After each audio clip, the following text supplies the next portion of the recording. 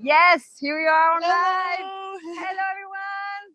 Okay, so I hope everyone is fine. And we are now in Paris, right in the middle of the Latin Quarter. I'm Marie from My Paris. You may know me by now.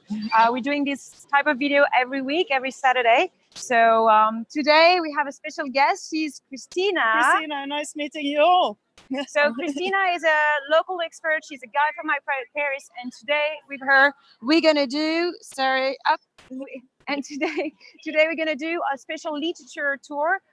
So I'm a big fan of books. So Christina will lead me in the Latin Quarter. So just if you can say a few words about yourself, Christina. I'm a painter, a restaurantiste. Well, who says painting, says literature. They both always have been intertwined since the very beginning of culture, whether it's restaurant or not.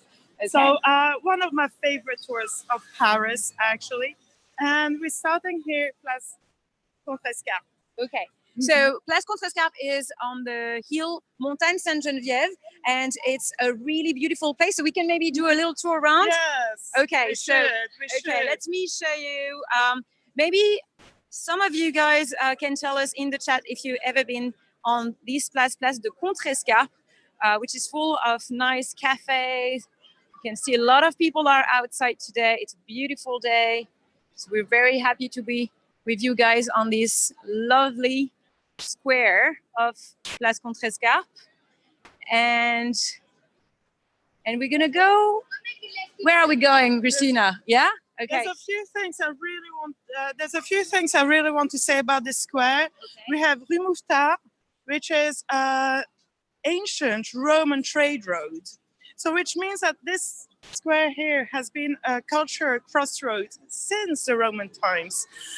Also, you actually were outside of during the Middle Ages, outside of the fortification wall of Paris. So since then, this is where all the students of the Sorbonne, all the working class, etc., were actually drinking. Why? Because, well, the wine was much cheaper on this side of the wall than on the other side. And this was also the neighborhood of Hemingway. Oh, awesome. Okay, guys, so we're going to talk about Hemingway now. So do you think it's because the wine was cheap for a long time that's why Hemingway is coming here? Do you think that's related to it? Well, who says cheap wine also says cheap rent. So this was really an area for the poor students of the Sorbonne, also the lower working classes. And you really have, as you may see, a cafe culture around here. Why? Because there were not even apartments. People were living in rooms, in cold rooms, without running water, etc. So to be at ease, you would actually sit in a cafe to keep it warm and to be fed, and of course, you drink. So here we can see a lot of cafe, a lot of chairs. Also, Paris allowed now the cafe to extend more than they usually are. So that's why people are, for example, having their chairs and table, which is normally a parking lot here. But people, can just expand their terraces because after the virus, it was difficult for the restaurants. So now they have the possibility to have more work doing though. And this is the place. Yes. This is the place where Hemingway used to live. I know this place. So maybe Christina, you can tell more about the artist itself. So who was Hemingway when he was living here? Hemingway, like many writers, American writers, actually came to Paris right after the First World War. Foreign writers were not actually being checked, so they could produce any work they wanted. There was no censorship. French franc was extremely low, so the dollar, with a few dollars, you could actually live properly. So no censorship, French franc really low. Also, there were all the jazz clubs were here in Paris. So the jazzmen escaping in segregation, and also many Americans coming here escaping prohibition. So all that meant that, well, knowing Hemingway, he wanted to be in Paris. That was a place to be. This is his first apartment with his first wife named Hadley. First, of course, here in Paris, he met Gertrude Stein, who set him up in a hotel. A bit by bit, he thought like, okay, I have a son, a wife, I need to find a place. So he came here as a journalist, left here as a writer. Like Paris made him a writer, like many other Americans, not only foreigners, English languages. You have Samuel Beckett, you have Henry Miller, you just name them. If you go to the cemetery of Montparnasse, you have like all the huge thinkers of the 20th century, and not all French, that actually are buried there. I also know that James Joyce used to live in these streets. Yes, a little bit further. So a little bit further, but not for a long time, right? So that was the same street, so Rue Cardinal Lemoine, for those who wants to one day explore the Latin Quarter. But right now we are going up again because Hemingway also was living on this number, what is it, 74? But he had an office not far from here, so that's where we're gonna go. So yeah, here we go. So you can see that there is still a lot of people now. Paris is alive. Paris is alive, so we're enjoying that much. But we're gonna see a lot of empty chairs because normally those chairs are for you guys, for foreigners, because the Latin Quarter, the Latin Quarter is not just for Parisian. It was always a place for people to feel welcome. That's why Hemingway came here, probably also James Joyce, you say Beckett. So all those people, they came in Montagne Saint-Julien, in this neighborhood, because it was a place to welcome the people. And we're going to talk about the university in the Middle Ages, and that's probably when the foreigners started to come in Paris to learn things. So that's also why this neighborhood was always a place to welcome foreigner people. So come back, whenever you can. So now, we're approaching the place. I'm gonna switch to here. Oops, sorry, it's not working. Here we go. Okay, so this is the place. It's called La Maison de Verlaine. It's a restaurant now, but that used to be an hotel where you see Ernest Hemingway lived. Yes, in this building. And it's absolutely fantastic. Not only we have Verlaine there, but we have... Okay, so just a second. So this is Verlaine, and Verlaine is a French poet that was known to be also the lover of this young man here called Rimbaud, Arthur Rimbaud. And they had like a very stormy relationship, and you can see like they actually met. But it was Rimbaud that written a letter to Verlaine asking him to be his patron here in Paris. First, Verlaine fell in love with Arthur Rimbaud's writing, and eventually one thing led to another. And they had an extremely stormy relationship that led to extremely beautiful poems by both of them. You have the Season in Hell, Illuminations, etc. It's like really, they are the writers that invented, well, they didn't invent the spleen, but they were the forefathers of what would become the Beat generation, which we will talk about. Because exactly, okay. Because well, of course you have Jack London, etc. also inspired the Beat generation, but them two were really writing about the pain of feeling, and also well, they both lived in squalor. Verlaine was married.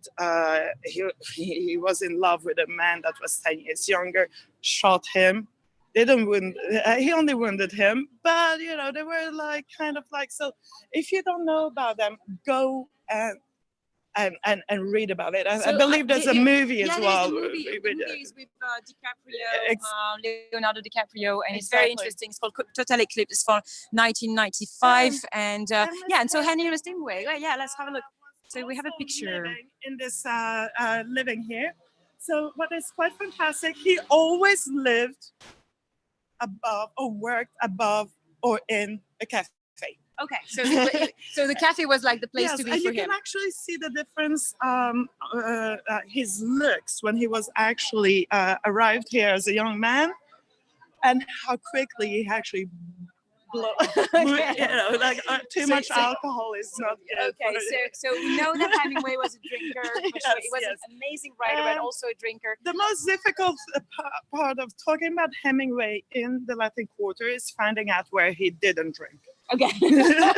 Okay, so yeah, it's known that the Ritz bar is also known as a Hemingway's bar. So if you ever come in Paris and go to the Ritz beautiful hotel palace, you will see pictures of Hemingway all over. He was a big fan of this place. And apparently at the end of the war, when we had the liberation of Paris, he came there and he wanted to defend the Ritz against the Nazis and arrive with weapons, but they were already gone. So he just found the bar empty and he decided to drink there. But the concierge of the Ritz actually found a suitcase full of his notes. And this is where he found all his notes that he took for a movable feast. Wow! So in the Ritz, so they found exactly. a suitcase. The concierge remembered him. He said, "Like, wait, hold on, I've got something that's yours." And this is when it was after the Second World War that he reworked on a movable feast. Okay. It was written here, but it was only he never finished it.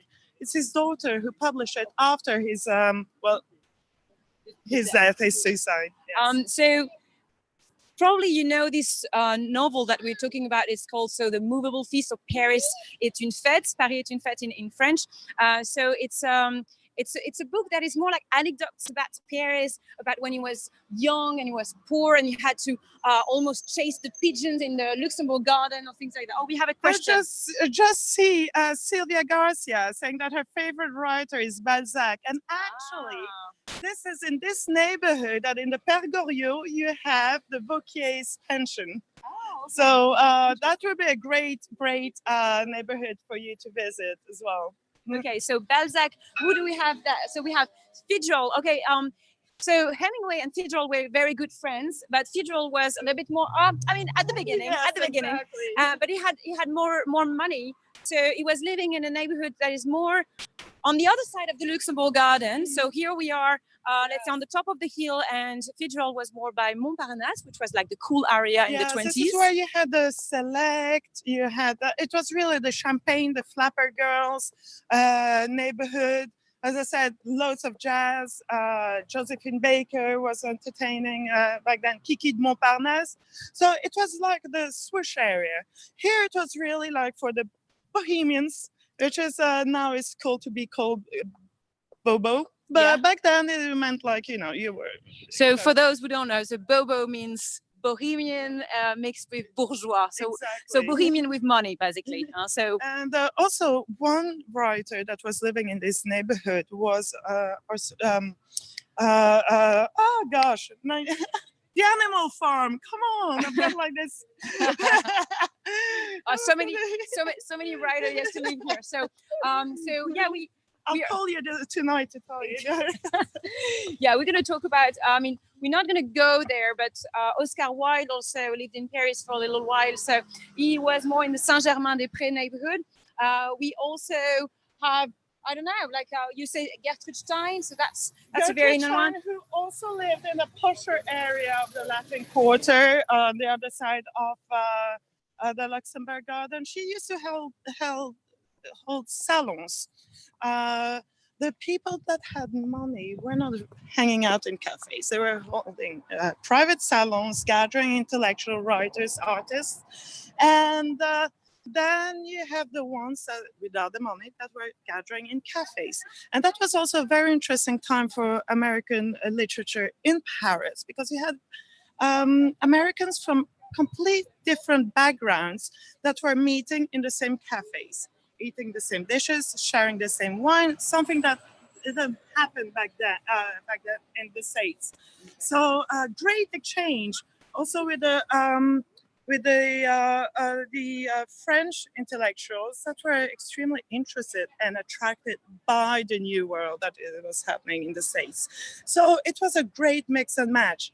But before we go, I want to show you this. Okay, we're standing in front of this. We are standing in front of the Panthéon. So here we are. Maybe we can just go over there and see a little bit more of it. But yeah, so this building is absolutely incredible. It's massive, especially when you're in the Latin Quarter, where everything is quite tiny. I'm just showing you also, we just passed it. It's Lycée Henri IV, which is a beautiful senior high school, and it used to be a former convent, so that's why it looks like a church on the side. Now it's a lycée that is very known. And all the best schools of Paris are actually around this square. Yeah, we're gonna go to a place where we're gonna see more of the what we call les grandes écoles, which are known as private university. We can say that, but like let's say the high standard kind of university. So here we're gonna go just seeing on the side of the Panthéon. You see how big it is? Well, maybe we can go all the way. Okay, so let's tell us more about the Panthéon building. So what is it exactly? Well, the Panthéon, let's call it a civic building for the great men. Few women, only 5 women are in there. So it is where the people that are recognized by the nation are being laid to rest. Now, at first, this actually dates back to the 18th century, that building. So complete like French neoclassicism, etc. But it was built on top of the Church of Saint-Geneviève, who is the saint patron of Paris. Louis XV fell gravely ill in 1744. He decided to praise Saint-Geneviève and promised that if he got better, he would actually build a basilica to her name. But obviously, he got much better. And so that was a basilica. But with the time, there was a lack of money, wars, and actually finished right at the beginning of the French Revolution. Wow. So this is magnificent. Yes. So yeah, from here we have a very good angle. So this is something you can visit on your time in Paris. You can come, you can see the graves down the building. You can also go up to the dome to see the beautiful view on the Latin Quarter. So now let me just ask you, Christina, because so many people are burying here. So what is your, maybe we can go back on that way to have not so much sense. Let us know who are your favorite writers that are buried here. The most famous one, of course, is Victor Hugo, and he's the first one to actually have been literally buried there, right at his death in 1885. Victor Hugo had made a huge impact on the French politics, not only literature, but his literature was more of a political statement. Talk about it a little bit later as well. You have Rousseau, Voltaire, of course, philosophers of the Enlightenment, but you have also one of Victor Hugo's best friends, is Alexandre Dumas, Père. Actually, there's 3 Alexandre Dumas. But Alexandre Dumas, Père, he's a writer of The Count of Monte Cristo, The Three Musketeers. And the Count, oh yes. And the Count of Monte Cristo was actually based on his father's experience. His father was born in Saint-Domingue, now known as Haiti, in 1862. Son of a French aristocrat and a slave. Okay, so you saying that it was a métis, so it was a yes, so mixed race. A mixed race. Carteron, that's really nasty word in French. This is like quarter, and then so. And at the time, was it accepted? Absolutely. Well, first of all, the segregation has never been implemented in France. So what really matters is your educational background and, well, money talks, of course. So no, it has never been a problem for his father. Well, long story short, because really the life of Alexandre Antoine David de la Pailleterie, that was actually the name of the father of Alexandre Dumas, who became the first general during the French-Italian Wars. And so he had a riff-raff with Napoleon. Napoleon left him, uh, hoping that he would die in prison somewhere in Italy, and he escaped. And this is what created the Count of Monte Cristo, because he was born in a plantation called Monte Cristo. I see. So now, now I see. Yes. Right, we are in one of the most beautiful churches that are in Paris. So this one is called Sainte Geneviève. I see it's open. I kind of want to do a little pic. Do you think we can? yes, I think Okay, we should. Because it's absolutely it's stunning. a beautiful church. Okay, if they let us, we can do just a little sneak inside because it's really marvelous. It's just at the side of this tower that is part of the Lycée Henri IV that we were talking about, the high school, the senior high school. So we're gonna try to go in because last time we wanted to go to a church with Marie in the Marais, but it wasn't possible. So we're gonna be quiet, but Yes. so okay. Marie Ellen was just asking about it. Okay, so we're going to talk about it maybe just after seeing it. There is a service. Oh, there is a service. Okay, so it's not possible to go in. I'm just doing that.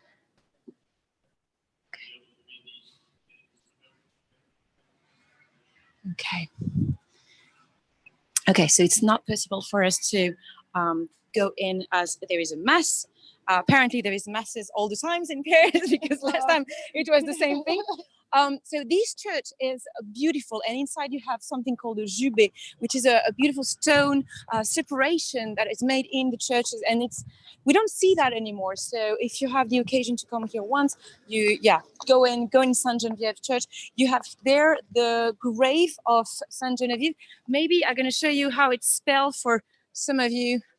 So this is Saint Geneviève in French was Geneviève, and she is the patron saint of Paris. She saved Paris from the barbarian, the Huns. That's another story. It's a long story. I'm going to show you something here, and maybe, Christina, you're going to pose. Okay, so where are you, Christina? Why are those stairs so important to you? They're not important to me. They're important to the movie Midnight in Paris, of course, which is they're important for Hollywood. So those are the stairs where Owen Wilson is sitting. Exactly at midnight, and then he turns into this character that is part of the Lost Generation. I don't like that term, Lost Generation, very much. Gertrude Stein named all those writers like that. I prefer Sylvia Beach's point of view. Like she called the same people the tumbleweeds. Found it much more endearing. But so Midnight in Paris was also filmed in this neighborhood. And now we will go down. Oh, there's a music shop, record shop. I love that. A lot of jazz places here. Yeah. So it's like music and literature were always linked in the Latin Quarter. Literature, painters, they were all here. There was a tour with Bertrand where you were talking about Cubism and Picasso. Well, you also have like this thing where Picasso, Cubism, inspired Gertrude Stein to write the way she did, like breaking down the sentences, a rose is a rosebud is a rosebud, like you have in Cubism. So she was a great patron to Picasso as well. So it just means it was all linked. It was like a magnificent soup, basically. Okay, and talking about soup, we are now in a place, Place des Capes, where you can listen to some music. You have people eating, probably French specialty. So this is a very nice student neighborhood also. And I do love this restaurant because one of my friends actually owned this place, La Méthode.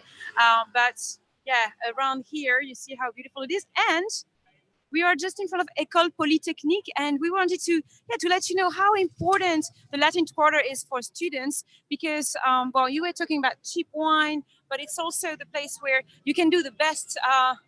You can do the best study in Paris. I mean, we talk about the Henri IV Lycée, which is very known, but École Polytechnique is also one of the top of the pop, let's say, of all the schools of France. When we say schools or école, doesn't mean the same in French. That just means it's after the baccalaureate, after 18 years old, you can attend to a university or école de commerce, for example, or école polytechnique. So this one is to be an engineer, but the top class of engineer, for example, if you want to work with the I don't know, the NASA or something for later. Or build a new Eiffel Tower. Or build a new Eiffel Tower, exactly. So equal printing is very, very important. But you also have something called Sciences Po. So all the schools are linked to the Latin Quarter. And that's because in the Middle Ages, this is where the university, even the idea of the university started. Well, so maybe, yeah, you can tell us more. Yes, the thing is, it all started with the Crusades, really, and particularly the Third Crusade, when the Crusaders came back from the Middle East with all the knowledge of mathematics, medicine, astronomy, because until then, really, here in Europe, it wasn't quite on at the top. So they started to, those Crusaders were all clerics. They started teaching those knowledges outside of the churches because within the churches, the only thing you could teach was theology. So bit by bit, you had different colleges that sprung. And eventually in 1257, this is why Le Sorbonne decided to gather all those colleges together and create La Sorbonne, which is one of the oldest Western universities, because of course you've got the University of Fez and Cairo that go way back. One of the first Western universities with Bologna and Oxford. Okay, so it's so the La Sorbonne is where we're going to go, and we're going to show you the oldest university that Christina was just telling us about. So I did attend the Sorbonne for a little while, so this is throwing me back in time. So if you have any question about this neighborhood, if you like something in particular and you want us to talk about it during this live, please tell us. So now we're getting down a small, narrow, paved, like cobble streets of Paris, and it's really throwing us back to the Middle Ages, because even the buildings they look very, very old, with the wood beams, as you can see over there. And we saw some in Le Marais. Oh yeah, this one is quite scary, almost. And it's just at the side of a restaurant called Le Coupe Chou. And Le Coupe Chou is known to be a place where apparently at one point you had this crazy man that was owning the place that was cutting the head of people. That's why the name Coupe Chou is coming from, because he was, exactly. So he was cutting the head of some of his clients. That was in the Middle Ages, so that was so long ago. And I don't even know if it's true or not. But okay, so now we're getting more down by Rue des Écoles, and we're going to go to see the Collège de France. So do we have any question, Christina? Not yet? Okay. Well, yes, it was George Orwell. Thank you. I just said that. And no more questions. No more questions. Okay, perfect. Do bring them in. Okay, so when you're a student in Paris, you're not staying on a campus. That's a question that is sometimes coming out from the client. They wonder, what is the life of a student in Paris? So usually you're living under the roof of Haussmannian buildings, so which means you are in a very tiny apartment that could be something like 9 square meters, which is in square feet even smaller. No, it's really, really small. And yeah, maybe I can show you. So the typical student apartment in Paris will be just, yeah. Probably the one with the plants. Okay, yeah, I don't know if you can see well from here, but yeah, it's down this roof made of zinc, this blue roof. And here we are passing in front of Collège de France, which is a known place for people who want to study anything, really. The Collège de France is not specialized. Most of the universities are now specialized, but for a long time, you could study, like Christina was saying, mathematics, astronomy, geography, philosophy, everything in the same building. So this is kind of like the old time, like Collège de France is...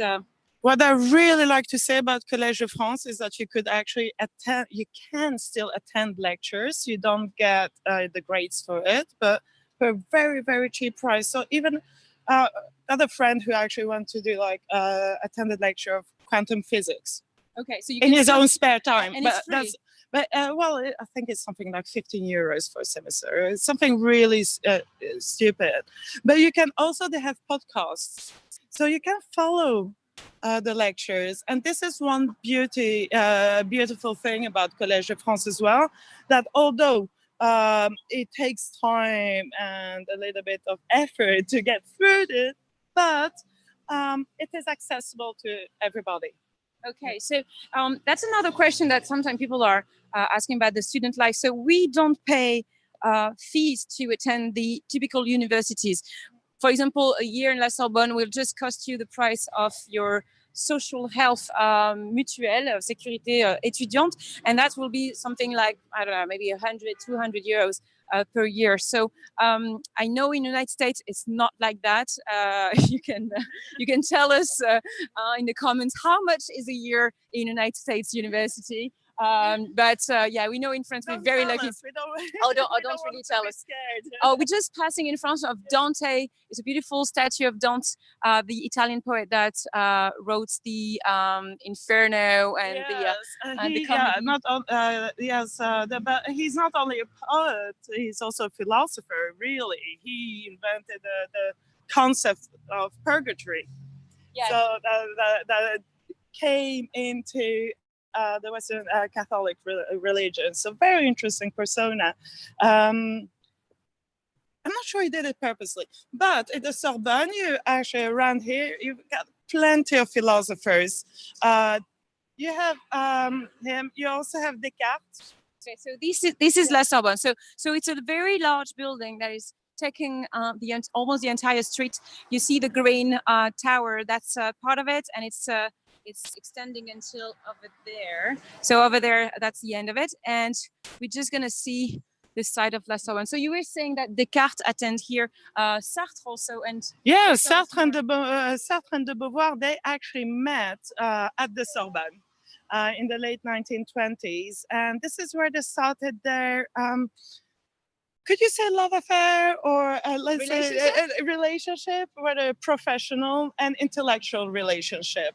It's a very controversial couple for the time. Why that? Well, they were not married. They actually never lived together, and they had literally an open relationship, which was not something that was done at the time. They are the ones that created existentialism. Not only them, but of course you also had Albert Camus. Okay. So they used to hover in this neighborhood as well. Actually, Le Balzac was one of the cafes just right there. So very, very important people for the Saint-Germain-des-Prés and the literature club that was created. I can say that it was a club. Sartre also published in the Revue Moderne, published Eugène Ionesco and Samuel Beckett. He was called the Pope of Saint-Germain-des-Prés, which is like not such a compliment really, because he was deciding who was in or out. But the Sorbonne really important for philosophy. Also, philosophy is extremely important in French education. If you want to go into higher French education, when you do the baccalaureate, you have to have your philosophy exam.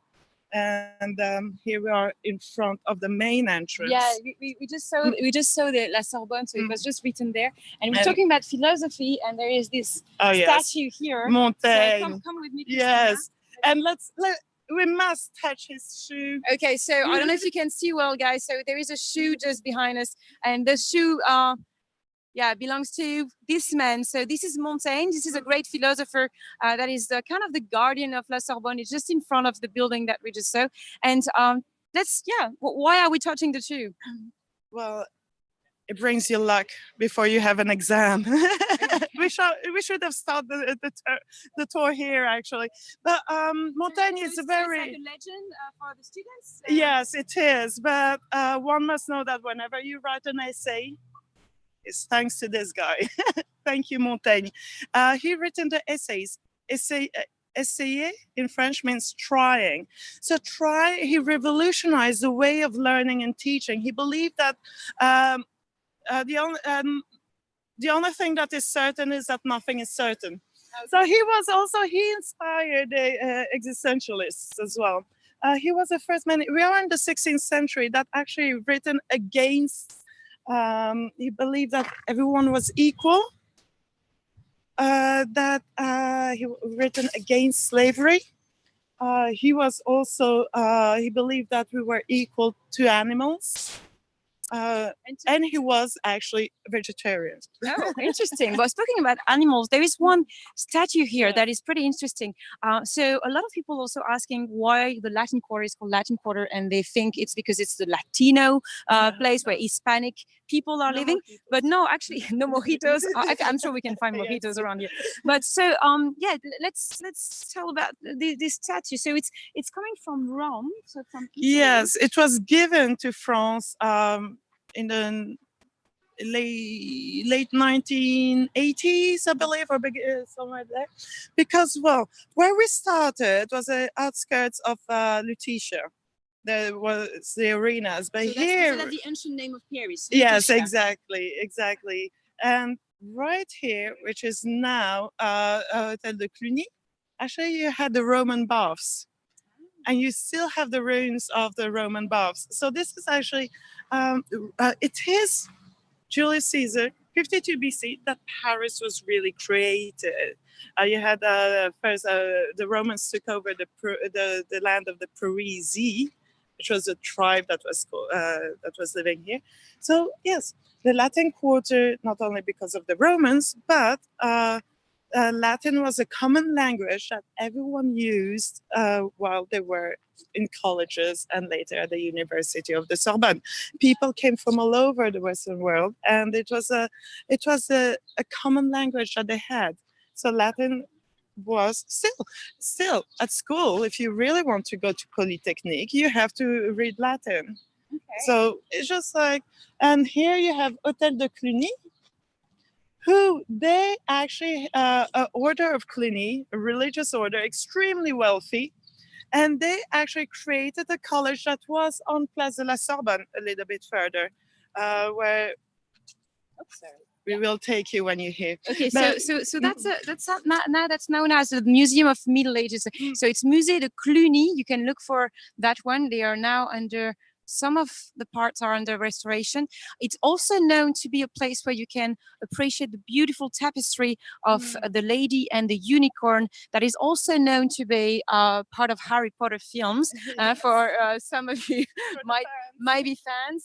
So this is also the place where we're going to see some of the Roman bath that Christina was telling us about. And here we are admiring some of the gargoyles. So I assume this is also part of the Gothic time, and the Gothic time being the time where you have a lot of decoration that are looking like nightmares almost with the gargoyles. And so this museum is interesting as you have one part that is really for Middle Ages, the swords, the tapestry, every icons from religion time. Don't be scared to go in there if you think that the Middle Ages are gruesome, because really there's some absolutely stunning artifacts that are really delicate and quaint, and it shows you a different side of the Middle Ages. Yeah, maybe it's also an era that is full of, I don't know, a lot of people they're having a very dark image of it, right? And it's probably due of the French Revolution. I mean, at the time they wanted to think that everything that was before the French Revolution was very bad and dark. What do you think? The Renaissance. At the Renaissance, you think that's when... Renaissance, this is when really they decided, okay, we have the new Rome, the new Greece, etc. So they reinvented the exactly, and also new philosophy, as to bring down the philosophers of the writers of an era that was disagreeing with the power of the king, or even the advance of the people. They just bring it down. I say they bring it down. How? By saying how evil it was, how come here. How I was gonna say unethical, but it's not the right word. But how wrong it was, and how the new. You always, to sell something, you have to break down what was before. That's what we and that's the same here, right? I mean, when the Roman came, the image of the people, the tribe living here, the Parisi, the Gaulois, the Gauls people, was already very bad. I mean, they were thinking that they had no education, nothing. But in reality, it's not that true. But it's true that the Roman did bring some of the techniques, and here we can admire the walls of the Roman bath. Yes. So you have like you've got 3 different stages, but this here apparently was a palace. The palace was a gym. Okay. So this is all the people, the Romans, so-called barbarians, everybody from any class of the society was actually meeting here. It was like a meeting point for business, socializing, and exchanging the tips of the city, politics and philosophy as well. So it was not just about hygiene and being clean, but it was also a place to meet. Like the opera for after that was the Opera Garnier, was not just for seeing the show, but also to socialize and to meet new people. So now, we're gonna go into the small streets of the Latin Quarter. They are more known to be the streets where you can eat for a very tiny amount of money. You can eat French specialty. So it's not my favorite place because there is a lot of bad food there. I mean, you will see. I mean, they say there is the snails and raclette, but I wouldn't recommend you actually go there. Me neither. But it's fun. It's fun to go. You see, this is like a typical Haussmannian boulevard. And here we have the pre-Haussmannian Paris, which is absolutely tiny streets, higgledy-piggledy. You have the belly houses. And this is actually the Paris like Victor Hugo would have known before he went into exile. And this is why I really like the streets. Don't eat there, but walk through it. Yeah, we're gonna show you the atmosphere here. But like we say, it's not the best place to eat, but it's fine. It's fine. It's lovely at night to get a little drink. If you're staying in the Latin Quarter, it's a very safe place. I'm going to show you how it looks like now. Okay, we go. So first, we do have a lot of Vélib. You know that in the Latin Quarter, you don't have that many cars, which is also why this neighborhood is very lovely. And you can see we have hundreds of Vélib, so those bicycles that you can rent for a very cheap amount. And from here, you can go everywhere in the center. We're not very far from Notre-Dame. We're going to actually end our tour by Notre-Dame. So you will see how the Latin Quarter is it's very central. So, yeah. I'd like to talk. I'll talk to you about the first wave of Americans that came to Paris between the two wars. Actually, it lasted from 1919 to 1929 when you had the huge crash. So the stock market went down, the dollar as well. So this is when most of the writers left. Then there was a second wave of Americans that came to Paris after the Second World War. So you have, like, again, the musicians, the jazz musicians, but also the writers, as I said, Kerouac, Allen Ginsberg, etc. But they were quite disappointed in Paris. Paris had changed by then. The Second World War was something that never happened. The French were fighting, were against the French. So the atmosphere changed. People were wary of their neighbors. It's like that time of exchange. Oh, this is beautiful, by the way. Yeah, this is really nice. And also we're passing in front of. Oh, maybe just let you. Yes. I'm sorry. So yeah, we're just passing in front of one of the loveliest bookshops that are in Paris. So we love two bookshops that we're going to talk about today because they are both with English books here. So this is the Abbé bookshop. If he would have the 5-cornered squares. So. Oh, that would be fantastic. By Chester Himes. Sorry, I'm just doing my shopping. Now, a 5-cornered square is written by Chester Himes, who was huge, a Black American settled in Paris, died in Spain, but he lived he never lived again in the States. And what is quite amazing, he was published. He was a superstar in France. And I'm trying to find the original title Five Corner Squares. In English, it hasn't been published in English since 1958.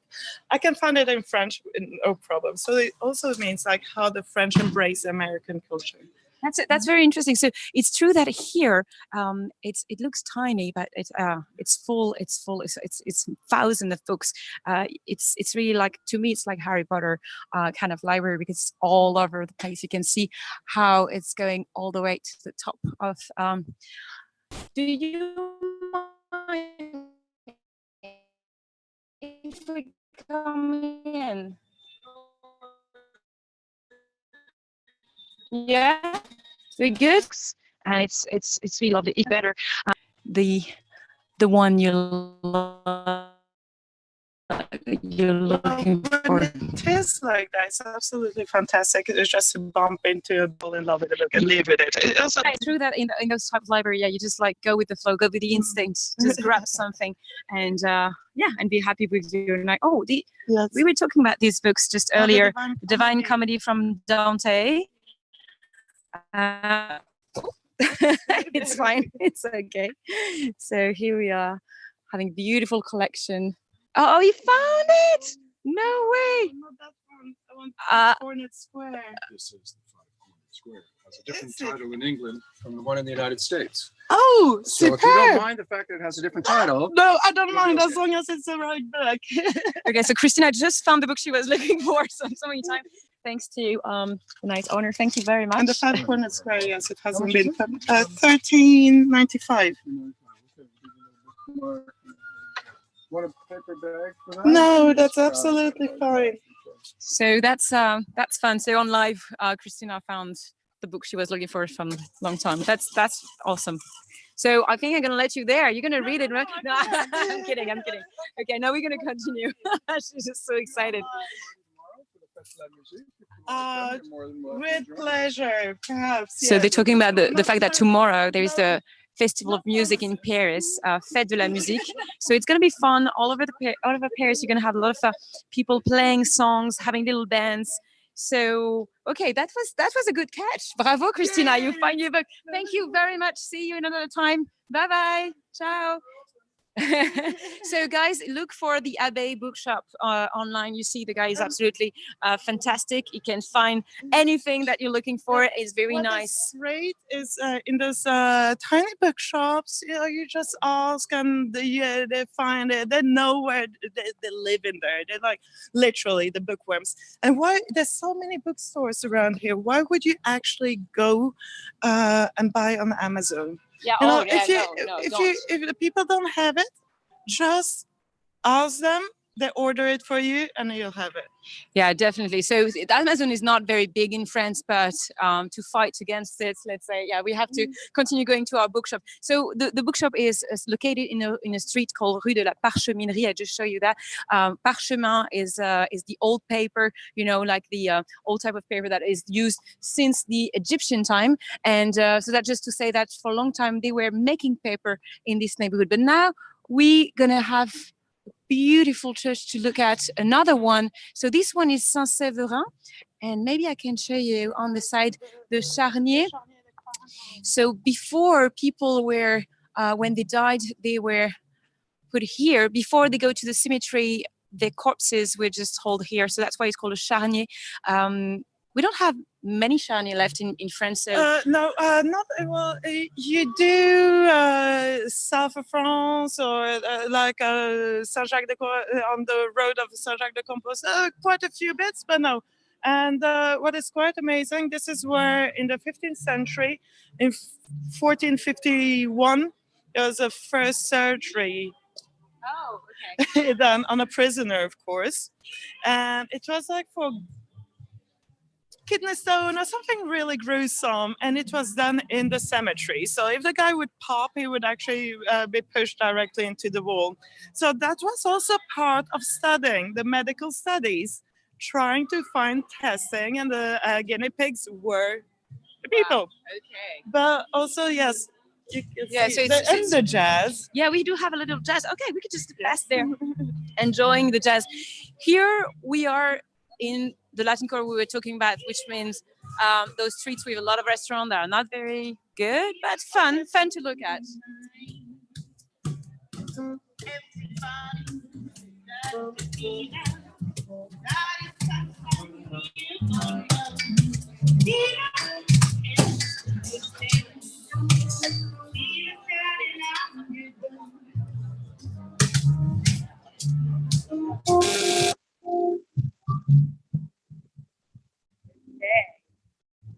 Okay, that's quite nice. Is there not to love about what is there not to love about Saint-Germain-des-Prés and the Latin Quarter? It is just absolutely fantastic. Yeah. Okay. So this church Saint-Séverin is very nice. It's not open now, but it's part of the pilgrimage called Les Chemins de Compostelle. So Saint-Jacques de Compostelle, you were mentioning that just earlier. So if you're coming in Paris and if you want to do a big, great walk in your life, you could do thousands of kilometers that are leading you to Spain to see the grave of Saint James that we call Saint Jacques. But also, and that's more simple. If you want to experience Saint Jacques, you can also have a scallop. So Saint Jacques is also the name of the shell that we're eating in France. So it's a Saint Jacques, and that's a quite nice dish and chic also to eat Saint Jacques. So if you see that on the menu, doesn't mean you're going to eat a saint that's going to eat shellfish. And now we're going to go in one of my favorite streets, which is Rue Galande. I used to live there for a while. Okay. Oh, sorry, it's not working. Yeah, here we go. Oh, before we do that, I'm just going to show you this. Yes. This is a mark for the Chemin de Saint-Jacques that I just mentioned. So if you follow those marks, that's going to lead you to Spain. Actually, this is Rue Saint-Jacques, so Scallop Road, basically. And this is called the Maximus. This is a Roman road. So it goes all the way that way, all north, all the way to Belgium, and all that way, all the way to Spain, to Santiago de Compostela. So, okay, now, yeah, that's the street I was telling you about, Rue Galande. And we're going to start by showing you, I know it's not literature related, but it is a very nice place to have choux à la crème. So those are cream puff. If you're coming around here, you can't miss those. They are beautiful cream puff. So filled with vanilla or chocolate cream. Sorry, I know it's not related. It's such Sorry. a sweet thing. I just had a question from Marie and Christina. So the author of the book is actually Chester Himes, Himes. Great read. Not many translations in English, actually. The other thing that is catching our eye when we arrive here is this church, another one. Yeah, we did what? Like, look at that. The other one is over there. And just behind us, we have another one. So the Battle of the Churches. A lot of churches. And that's also because it was the place for learning, right? So in the churches, you had the teacher, like you say before, that were having theology or philosophy kind of. Now, I suppose there is someone having a mass here. So maybe we can just go on the side of the church. What do you think? And have a look at the garden that is. And here you can recognize in the background, maybe Notre-Dame. We're going to see her just in a minute. So these churches is known to be the oldest church of Paris. It's called Saint-Julien-le-Pauvre. It's now a Greek Catholic church, but it used to be a French Catholic church. And it was built in the year 1120s. And that's a long time ago. And this tree at the side of it, it's also the oldest tree of Paris. So after the oldest church, we have the oldest tree. It's hard to catch it completely. But this tree is, it's the oldest. So it's a fake acacia. And if you like botanic, its real name is Robinier. I don't know if you can see that here. And so this one is actually coming from the United States originally, but that was planted here by the royal botanist Robin, and that's why it's called Robinier now. And so Robin planted that in 1601. So this tree is kind of magical because it's still holding by the oldest church of Paris. So that's pretty cool. I really love this place. So, and this is a typical Roman architecture. So when we think about Romanesque kind of thing, it's this is typically the church. And just in front of it, you have the Notre-Dame. And the Gothic style. Exactly. And Notre-Dame, that was built exactly where you had the Jupiter, the Roman temple dedicated to Jupiter. Most of the churches and cathedrals were actually built on top of Roman temples. So Notre-Dame, of course, well, it's we're still bereaving a little bit. Notre-Dame was about to fall into ruins when it actually was Victor Hugo to brought people's attention to Notre-Dame with his monumental novel. So you're talking about The Hunchback of Notre Dame, right? Yes, So absolutely. the book is about Quasimodo, the Hunchback. Exactly, Esmeralda, who was a gypsy girl. It's like quite traumatic. Also about the Dark Ages, the Middle Ages. This monument was saved by another monument, French monument, which was called Victor Hugo. He written this 1,200 pages in a couple of months. And it was such a huge success that everyone came and looked at the building. And this actually drew attention of the politicians, of the people. People started donating. And this is actually how they saved the building, the cathedral of Nantes. Yes, exactly. So do you think now we need another Yes, book? we do. Oh, hello. This is Oliver. Oliver. You know him already. So, Hey. hello. Yeah, we're doing a live video on literature in the Latin Quarter. So Oliver has a podcast in Paris, and we were his guests How you doing? for a long time. And so yeah, you will see some video of him and Bertrand also in Belleville. So you're doing a video as well. We're going to do a podcast about jazz. Okay, so awesome. all of Paris is meeting him. Yeah, everyone is doing virtual tour right now. Well, good place to We be. won't interrupt you when you're No, it's fine. No, we were about to go to Shakespeare and Company actually, and so yeah. pick up a copy of my book. Okay, we're gonna do that. Okay, Thank you, so Oliver. that's a writer that is actually alive. So a writer on our tour. That's awesome. So yeah, so check his podcast. It's called The Earful Tower, and Bertrand and I are doing a lot of comments about Paris and arrondissement per arrondissement, so district per district. So this is fun. Well, this is Paris. It looks like it's a big city, but it's not. We always bump into people that we know. The other man that was with him is working in Shakespeare and Company, so that's pretty fun because that's exactly where we're going So now. maybe he could open the bookstore for us.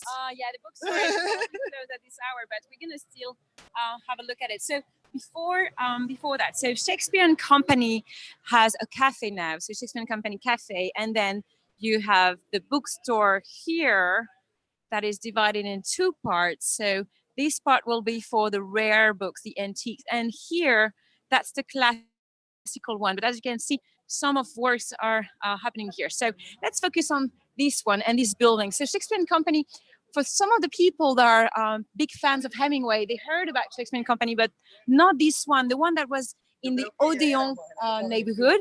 And that was a neighborhood called also, well, not called, sorry. It was just a literature neighborhood for a long time. And now it's kind of in the Latin Quarter. But for a long time, it was more by Odeon, where Gertrude Stein was living and all. Christina, join me on that one. Yes. Okay, so for a long time, Hemingway, Fitzgerald, Joyce, they went to the other one, so on the Rue de l'Odéon.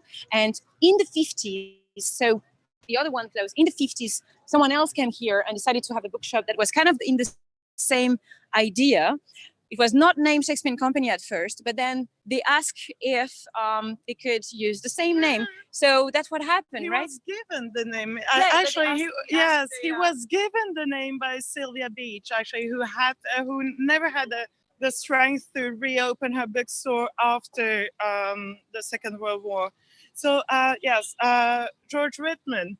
Okay, so George Whitman is Yes. is the owner. Well, used to be the owner of the Yeah. shop, but now it's Sylvia, his daughter, called Sylvia. Okay, so he had a daughter. Yes. He named her Sylvia, and now she's the owner of the shop. He created the exact same concept as Sylvia Beach. So it's not only a bookstore, it is a library. You can become a tumbleweed. You can actually become a tumbleweed and stay here. But in exchange, what you need to do is to read a poem a day, to write an autobiography when you leave and to work a few hours a day here.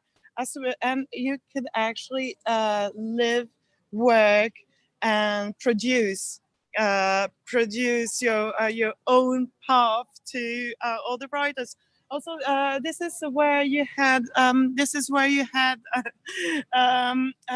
Kerouac, Allen Ginsberg, all the Beat Generation that came in. Chet Baker also came here.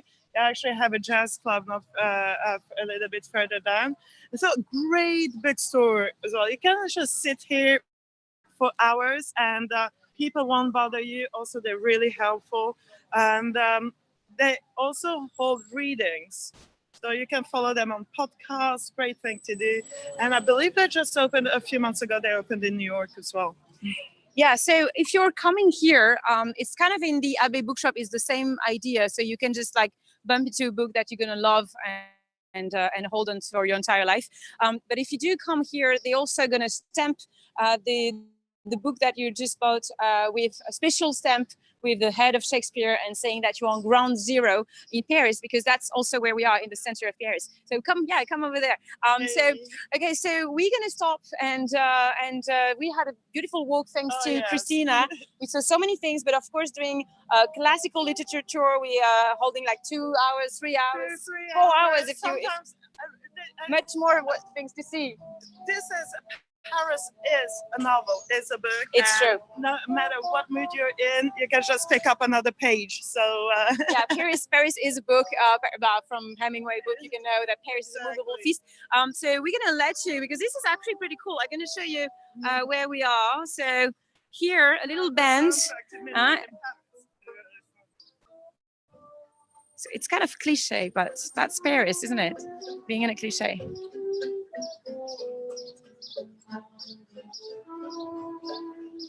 With Notre-Dame here.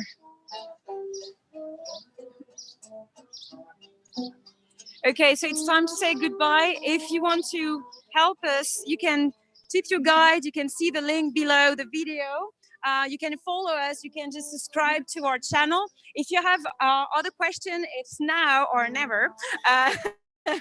Now follow us. Yeah. Maybe we can check that. So if you have any other comments that you'd have to tell us, and so come back next week. We're gonna have another video. It's gonna be Bertrand, and it's gonna show you the Champs-Élysées and the Arc of Triumph, and know more about the history of the Champs-Élysées, of course. And now I think Christina and I are gonna just enjoy this beautiful evening. Yeah, we do have a question. Yes, the book is The Five-Cornered Square. The book is okay. Okay. Well, thank you so much for following. Again, if you want to help us, go on our website. Just be part of our community. It's going to be so fun to see you when you're coming back in Paris. And we should definitely bring you here so you can see more of that. So thank you so much, Christina. Thank you. Have a great evening, everyone, or a great day if you're on the other side of the earth. Ciao, guys. Ciao, everyone. Bye-bye. Bye. Au revoir. And ciao.